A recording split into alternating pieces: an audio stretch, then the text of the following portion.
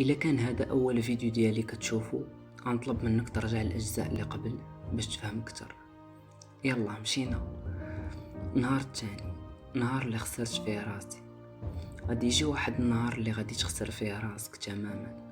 يمكن غادي يوقع لك هكا ملي غتخسر شي انسان اللي عزيز عليك بزاف، او ملي غادي يجرحوا لك قلبك، او ملي غادي تحاول ترضي كل شيء، ولا ملي غادي يخونك داك الشخص اللي ما عمرك ظنيتي انه يقدر يخون نهائيا.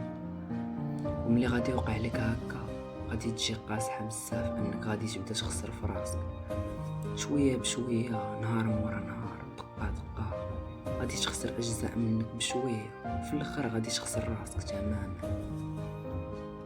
في هذيك اللحظه غادي تبدا تسول راسك، واش يمكن لي نلقى راسي من جديد؟